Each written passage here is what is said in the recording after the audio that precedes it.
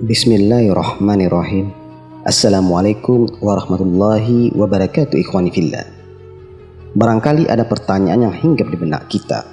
Siapa yang mencabut nyawa malaikat maut? Lantas apa yang terjadi dengan malaikat Israel itu sendiri ketika nyawanya dicabut? Tayangan ini akan memberikan informasi tentang pertanyaan tersebut. Namun sebelumnya jangan lupa subscribe dan aktifkan lonceng notifikasi agar saudara seiman mendapatkan pemberitahuan dari video terbaru kami. Agar menjadi amal jariah, jangan lupa bagikan video ini. Jazakumullahu khairan jaza. Kita mengetahui bahwa malaikat Israel diperintahkan Allah Ta'ala untuk menjalankan tugas sebagai malaikat pencabut nyawa. Kelak di akhir zaman ketika kiamat akan terjadi, malaikat Israfil diperintahkan meniup trompet atau sangkakala. Malaikat Israfil ketika itu akan meniup trompet 3 kali. Tiupan pertama untuk menakuti seluruh makhluk hidup. Tiupan kedua untuk mematikan segala makhluk di alam semesta. Dan tiupan ketiga untuk membangkitkan segala makhluk hidup. Ketika Israfil meniupkan trompet kedua kalinya, maka seluruh makhluk hidup mati seketika, kecuali malaikat Jibril, Israfil dan Hamalatul Arsy. Lalu Allah Ta'ala memerintahkan malaikat Israel untuk mencabut nyawa malaikat yang tersisa. Hingga akhirnya hanya Allah Ta'ala dan malaikat Israel yang tersisa.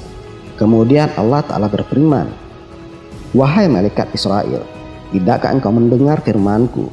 Kullu nafsin za'iqatul maut. Tidakkah engkau tahu bahwa setiap yang bernyawa pasti akan merasakan kematian?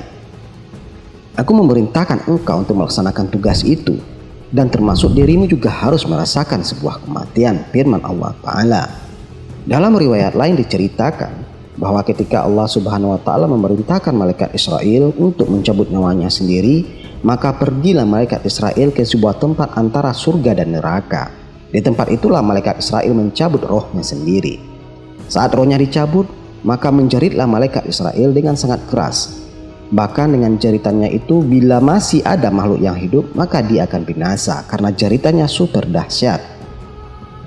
Malaikat Israel berkata, "Kalaulah aku tahu bagaimana sakitnya saat roh dicabut, maka aku sudah barang tentu akan mencabut roh orang-orang mukmin dengan cara yang paling lembut sekali." Setelah kematian malaikat Israel, maka tinggal Allah Ta'ala sajalah yang maha berdiri, maha esa, maha berkuasa, dan maha hidup. Nah, setelah Allah Ta'ala saja yang eksis, maka Allah Ta'ala kemudian menghidupkan malaikat Israfil dan Hamalatul Arsy.